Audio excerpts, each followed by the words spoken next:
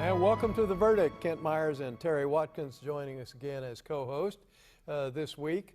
We're going to bring you another edition of The Verdict today, and we've got a really interesting show. We've got a guest that drove all the way down from Tulsa to be with us, Terry. That's important. We like to make sure the state is covered, even though, you know, we're kind of Oklahoma City people. Oh, but we air in Tulsa. We like Tulsa. Yes, we like do. Tulsa. And we like things that are hunger-free. And what we really want is a hunger-free Oklahoma. We have a guest this week, Chris Bernard, who's going to talk to us about hunger-free Oklahoma and what that means. He is based in Tulsa, but he will be visiting about what his organization does statewide. We'll be right back after this commercial break. You're watching The Verdict.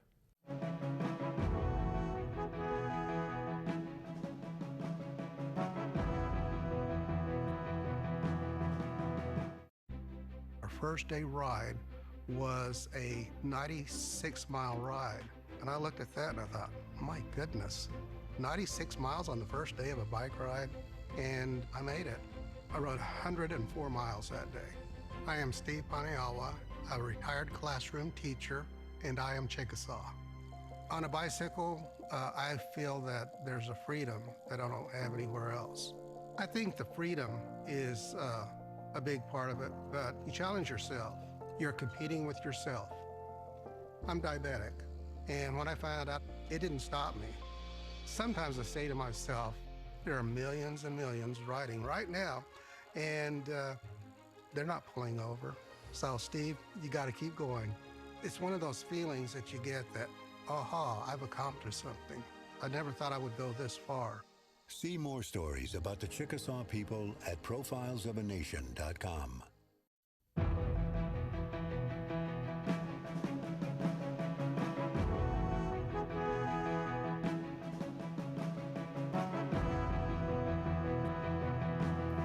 Welcome back to The Verdict. Kent Myers and Terry Watkins here this week. Going to have a show on hunger-free Oklahoma. Our guest this week, sitting to my right, is Chris Bernard. He's the Executive Director of Hunger Free Oklahoma. He did his undergraduate work at the University of Texas, but he is a native Oklahoman. He did his law work at Northwestern University in Chicago. He has worked extensively in the public and private sector to join organizations to have partnerships that try to improve our environment and our living experiences. He has particularly worked in public safety and juvenile justice, and he drove the turnpike to be with us today to talk about hunger-free Oklahoma. Chris, glad to have you. Well, thank you for having me. We appreciate it. Tell us a little bit about Hunger-Free Oklahoma, just generally. Sure. So we're a relatively new organization. We're about 16 months old. We are statewide, and we are focused primarily on policy, advocacy, technical assistance, and coalition building around addressing hunger in our state.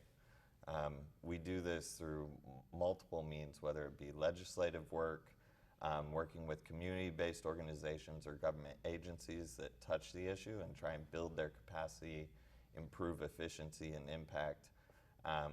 We also work with local communities to try and build coalitions that focus on the issue. We'll bring data and research to them and our knowledge around the federal nutrition programs in particular on how to bring resources into those local communities to address the issue of hunger. Well, I guess the other is, what is our problem? We know we've got a problem. Everybody in the country has a problem. But what's our problem in Oklahoma? So in Oklahoma, we have some of the worst hunger stats in the country. 1 in 6 Oklahoma households deals with food insecurity, between 1 in 4 and 1 in 5 children, 1 in 6 seniors. And what that means is at some point during the year, they don't know where their next meal will come from. Now we pair that with, we are also one of the worst states at drawing down the federal resources to address those issues. So we have 5 federal nutrition programs that our organization focuses on. Some are child nutrition, so that'd be school breakfast, after school meals, and summer meals, all of which are, when a meal is served, it's reimbursed by the USDA at a certain rate. You also have SNAP, which is traditionally called food stamps, and WIC, which is for mothers and small children under 5 for supplemental nutrition around high protein and high nutrition items. Tell us a little bit about, we know we have folks in need of being free from hunger. We know we have programs that are available to meet those needs in part. What does your organization do to fit those two things together, to fit the programs with the need? So what we do is we work with a diverse group of stakeholders, starting with the administrative agencies that handle these programs. So they come from the federal government, but they're administered by state agencies. So State Department of Education handles child nutrition, Department of Human Services handles SNAP, and Department of Health handle WIC. What we do is we try and partner with those organizations and bring in other partners from the community, whether they be charitable organizations, private industry, and others, to figure out how to build out systems that get the resources to the people in need. So when I said we're one of the lower performing states in drawing down these dollars, what we know is we were really launched on an assessment where we looked at the data and found that if we set reasonable standards of participation for folks who are eligible for these programs, we could be drawing down an additional $400 million a year in resources to address the issue. And why that number is important. Just in Oklahoma? Just in Oklahoma. So right now, those programs bring back tax dollars that Oklahoma have paid over $1 billion a year to address the issue. But we're still not meeting the need. Feeding America, which is the national organization of food banks, estimates we need between 350 and 400 million to fully address the issue of hunger on top of the resources that we already have. So we've set that goal, and we're working with those agencies to start to figure out how to build those systems and public-private partnerships to really get the resources to the people in need and do it efficiently. So I'm curious, are we just not taking advantage of it? Is it a bureaucratic red tape thing? What exactly is the disconnect? It can be a lot of different things. It can be state laws and regulations that do it. But a big piece of it is just public education, reducing stigma, and figuring out how to meet people where they are. So for instance, with SNAP, we're working with 3 school districts right now, Oklahoma City Public Schools, Tulsa Public Schools, and Tahlequah Public Schools, to do SNAP outreach in schools to make sure that families who are eligible for that benefit are accessing it. And we know that's important, 1, because it helps those families. It brings a resource in need. We know 2, children who have access to adequate food do better in math and reading, have less behavioral issues, are more likely to graduate and go on to college, and so on. It brings benefits on down the line. It's also important to the school districts, because if what we see is a free and reduced lunch rate in these districts of around 80%, and the free lunch income threshold is exactly the same as SNAP, but we know SNAP participation in those schools is significantly lower. So we identified the data and the gap, also the shared interest of the school districts and the Department of Human Services. We coordinate, we train people who are in touch with those families who already have their trust on how to identify a family who may be in need and how to walk them through that process.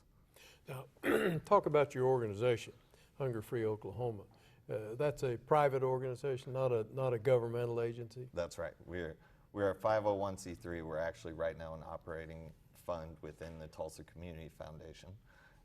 We operate right now solely on charitable dollars. We started as an organization of 2 people. We are now 11, including AmeriCorps Vistas. We have an office in Tulsa and in Oklahoma City. We focus statewide. Obviously, the biggest impact you can have quickly is in the major metropolitan areas, because it's a high population. But we're working with all sorts of partners to bring our reach across the state. Chickasaw Nation's really a leader in a lot of these programs, so we're partnering with them. They're a good sponsor of our show. Well, they do a lot of really amazing things in the community. They do. And in these programs as well, they're running one of the few pilot programs called Summer EBT. So summer meals, right now, there's a requirement that kids come to where the meals are and eat there. That's a challenge in rural Oklahoma in particular and other rural areas across the country. So Chickasaw Nation runs a pilot summer EBT program. So instead of kids having to go to the spot, they get a card that buys certain items each month in order for them to have the resources they need to access breakfast and lunch. What's the EBT stand for? EBT is electronic benefit T. But it's essentially a card. Okay. Yeah. The 2-week teacher walkout Yes. that we had going on, did that become an important issue? So it did, and I think it really showed to a lot of people who have trouble understanding our work the value of what we do as a coordinating agency. So early on when that discussion was happening, we contacted the USDA to say, there's going to be a walkout and there needs to be a plan in place.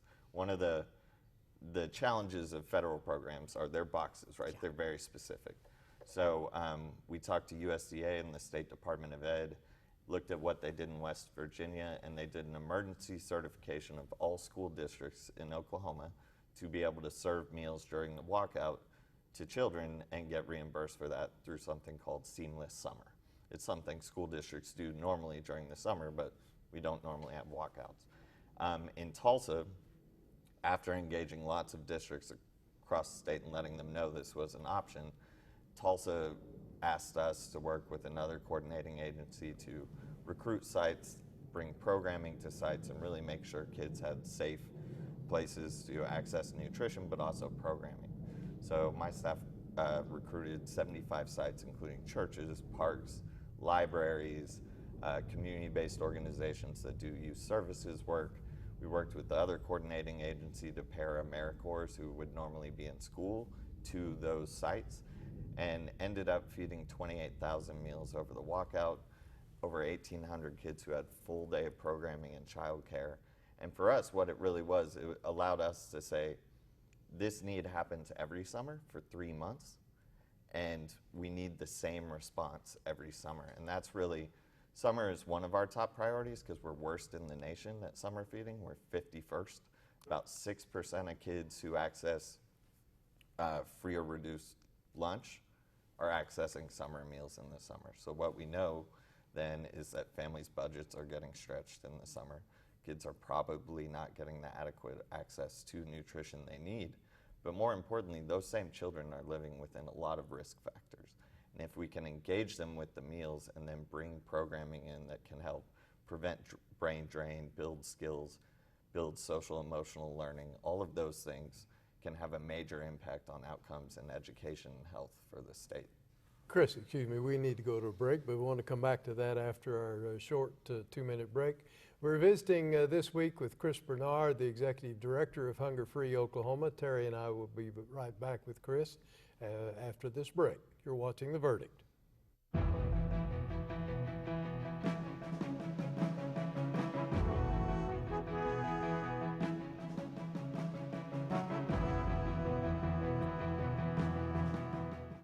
OU Law has a history and heritage that are unparalleled. At the University of Oklahoma College of Law, we empower our students to pursue the career of their dreams. We have the highest U.S. News ranking ever achieved by an Oklahoma law school. We are the first law school in the country to launch a college-wide digital initiative. And this year, our competition teams rank number 2 in the nation. OU Law, generations of excellence, limitless possibilities. The good life comes naturally to Tulsa, where nature's beauty is matched with an eye for aesthetics. A legacy of neighborhoods graced with lawns and landscaping and handsome homes. A place that seems to have patented an ideal lifestyle. Bank First is loyal to the quality of life Tulsa assures its citizens, to the priority placed on education, culture, and growth. Loyal to builders who transform raw land into residential charm. Developers who see opportunity and add vitality to Tulsa's economy. Bank First serves both enterprise and private lives that need a loyal partner. It's how we help nurture this city's very good life. bank first. Loyal to Oklahoma. Loyal to you.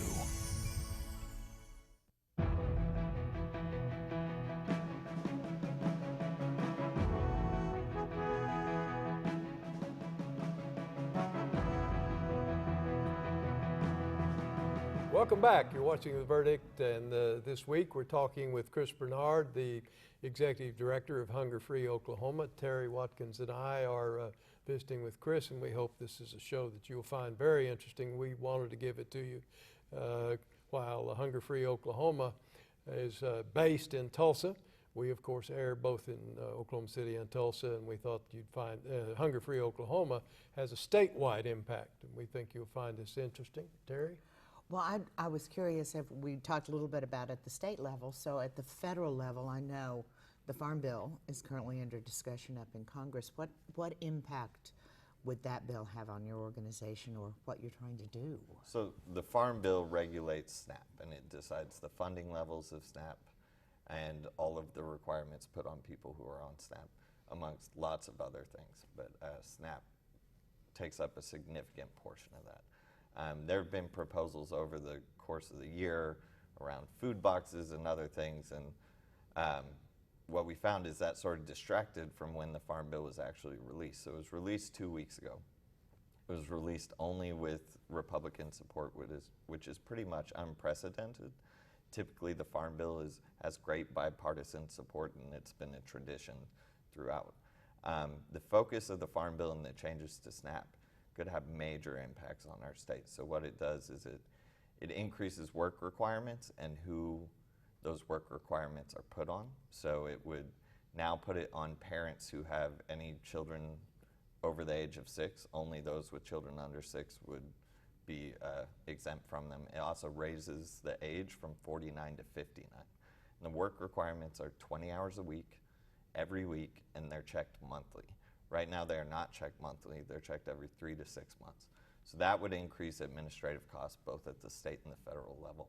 But what it would also do is impact about 125,000 Oklahomans who fall within those categories. Adults or total? Adults, and then you add their children. So at a minimum, it could impact a third of our SNAP participants. There are about 620,000 Oklahomans on SNAP. And the penalties for not meeting that 20-hour requirement are fairly harsh. You can be kicked off for 12 to 36 months, and your family could be as well. And what we know is that would be disastrous for family budgets and people being able to access the nutrition they need, but it also wouldn't help people get back to work. So we know a lot of people on SNAP are subject to seasonal work or work where their hours are not reliable. We know the vast majority of them are working if they're able-bodied. But we also know that these things are cyclical, and if you lose those hours for 1 month, you might gain them back the next, but you've already been booted off. It includes some funding for workforce, which is what the supporters of the bill are touting. But if you actually look at how much money we'll get for workforce to engage those folks and help them get work, it comes out to about $136 per year per adult, which is not even enough to teach a resume writing class. And with a lot of these folks, you're talking about we need new skills, whether soft or hard. First of all, we need jobs in some of these communities. You need a lot more investment than that. And really what we know is folks who have access to the food they need are able to focus long term. What scarcity does to the brain and the way an individual acts day to day, they're focused right here, what's in front of them, what's next, rather than long term. How do I help my children with their homework? How do I access this better job? How do I go to night classes? Those things can't even be processed because they're focused solely on where does the next meal come from. So we think it would have disastrous effects both on health outcomes, but also on jobs for people. So what is the status of the legislation now? So right now it has been marked up. It has passed the Ag Committee and is going to the In the floor. House. In the House. It's going to the floor in the House probably around the time this show airs, honestly, early May. What we're hoping and we're urging folks to do is contact their congressman and urge them to vote against those requirements. Congressman Frank Lucas, who was the champion of the last Farm Bill, which was a bipartisan effort, is a leader in the Ag Committee still, and we're hoping, though he said we need to move the Farm Bill out of committee to get the conversation going. We believe in his leadership. We have great conversations with him, and we think if he hears from his constituents, he'll listen to what the impact on Oklahoma will be. So SNAP right now brings over $900 million into our state every year. That's dollars going into local businesses, local communities, and when you add the multiplier, the economic impact is more like $1.7 for every dollar spent. If we saw 1/3 of those benefits go away, that would have massive impact, particularly in rural communities where SNAP participation is higher. It'd impact local grocers who rely on that as an income stream. And in the end, it would mean more of our tax dollars were staying in DC than coming back to our state. And I guess a discussion of that is on your website. We're working on it, yes. Okay. Well, talk to us about Hunger Free Oklahoma. Are there other states that have a Hunger Free organization? So, and that's really kind of how we got started. Some funders were interested in how they could impact hunger in a systemic way in the state. And they went to the regional director of the USDA that handles our region for the nutrition programs and asked, why are we struggling, excuse me, compared to some of these other states? And the first response was, you don't have a neutral party focused on advocacy and promoting these programs. And so that's how we came to be. Please take a drink of water. we kind of make you be a little bit long-winded because we want to hear so much. Well, it about makes it the easier story. on us. It does. So we kind of sit here and, but the advocacy in the communities. I guess I'm a little surprised at how worse the problem is in rural Oklahoma than in the metro areas, because we normally hear about it in the metro areas. Sure. Why do we have that? Well, it depends on how you define the problem. So poverty is certainly an issue in rural Oklahoma, in part because you don't have job centers in rural Oklahoma, right? There isn't big industry in these other things. Transportation is much harder. But you see participation rates in SNAP and the benefits that you can access and hold on to are higher in rural Oklahoma because the need is there. In metropolitan areas like Tulsa, for instance, our SNAP participation rate's at around 67%, which is 13% lower than the average in the state. So there are less people accessing the resources that are available to them. In rural Oklahoma, the child nutrition programs are a huge struggle. After school meals and summer meals both require that the kids gather to eat. That's hard in rural Oklahoma. We're running out of time. We are running out of time. Before we get to the end, and we're about 45 seconds away from having to shut it down, what can our viewers do to help Hunger Free Oklahoma? So the obvious answer is donate. Dollars are what pay for our staff, for the resources we bring to partners. For instance, with the walkout, we bought coolers for places that needed to store meals. But also be active. What we say to people is be ambassadors of the facts. Go on our website and be able to carry that in your conversation. And then contact your legislators about the Farm Bill in particular. Chris, thank you so much for coming. We have run out of time. We appreciate you joining us today on The Verdict.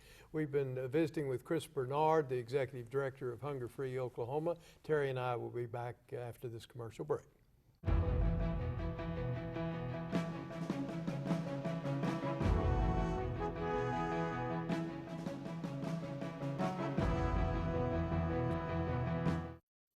There are now 11 million of us who live here and work here.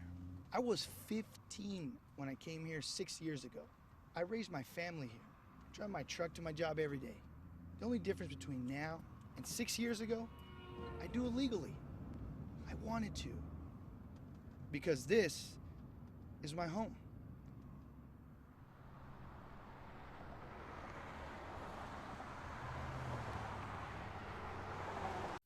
All children deserve a life of hope and love, but sometimes they experience a life of pain, neglect, and abuse. When that happens, Each child deserves all the quality assistance and representation that can be offered in our legal system. For more information, call 23-CHILD. Oklahoma Lawyers for Children, helping to bring hope and love back to the lives of abused children. You will always be mom and dad to me. We are a very conservative family, and we believe in old-fashioned family values. We have a loving home there, and we love kids, and we have 5, 6 of our own. And but had no idea we were going to go into adoption, but it's been very gratifying. You will always be mom and dad to me. The Journal-Record is pleased to be a sponsor of The Verdict. The Journal-Record, since 1903, the best source of Oklahoma business news and legal information.